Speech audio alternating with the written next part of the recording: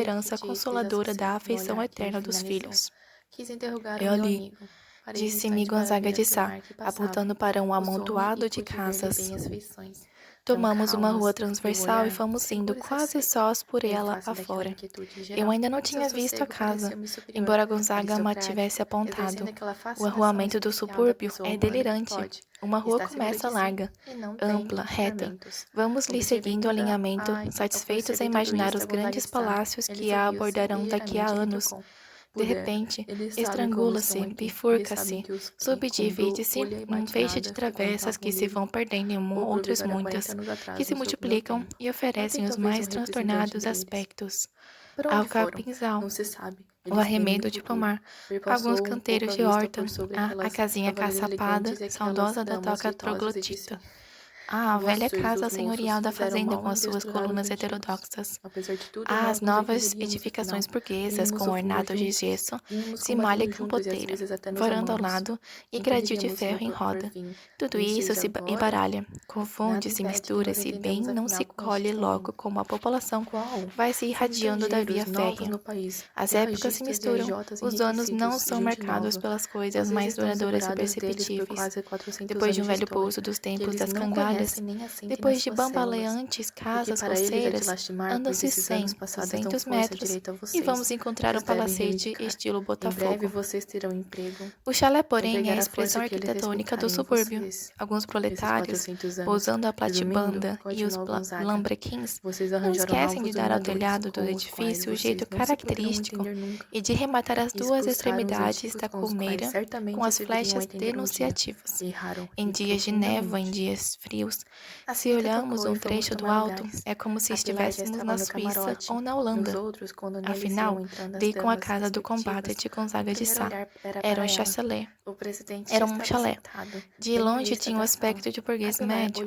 Quando cheguei, porém, vi-o separado em duas habitações, tendo ambas, na frente, uma faixa de terreno com alguns crótons tristes.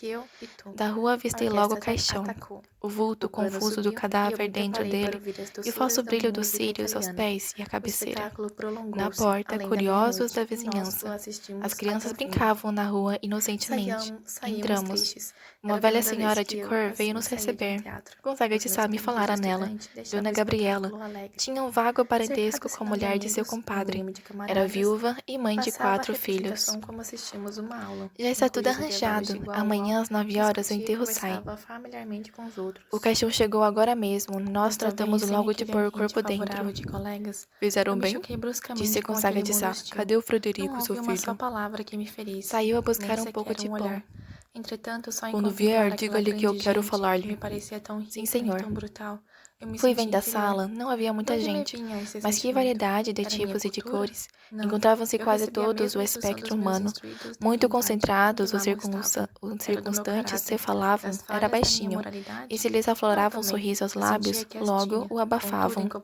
Sentei-me também numa cadeira, e afinal pude olhar o cadáver, a cor faraônica do rosto, meio oculto no lenço, ao queixo e pelas pétalas de flores espalhadas ao redor.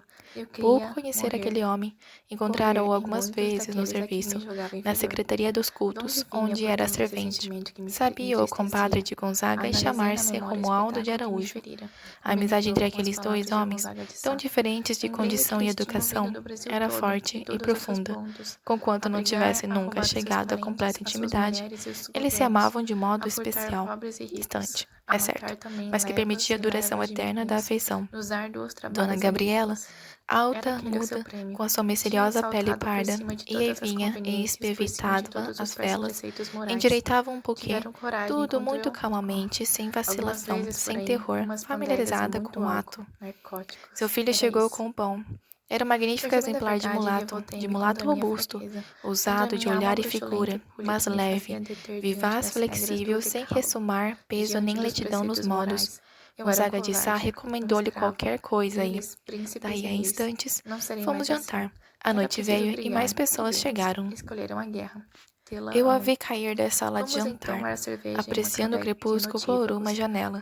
Fiquei durante todo ele a olhar nas montanhas longínquas do ocidente, a barra de nuvens douradas e, enquanto ele durou, mantive-me calado, fumando e toda a minha atividade cerebral girou em torno da morte.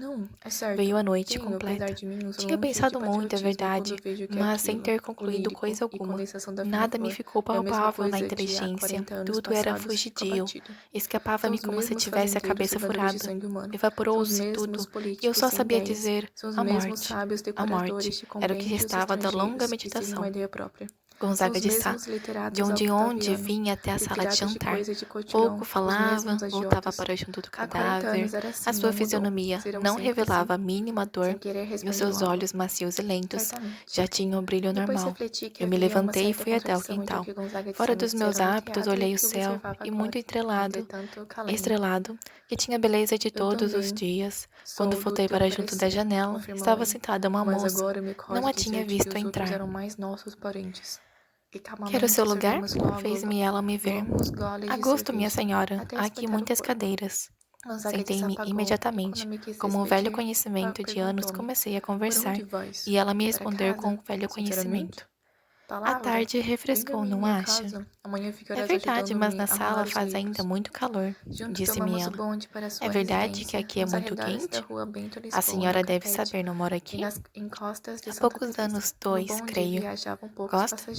Alguma coisa, mas tenho saudades da cidade. Morei muitos anos lá, é outra coisa.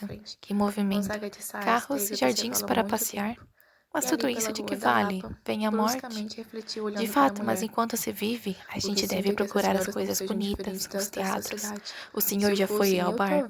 Nunca. Deve ser bonito. Não gosto de Botafogo. É Buenos Aires, superfície civilizado. Não gosto muito, quem me dera ter uma casa lá. O marido também? Não é dona Alquimena.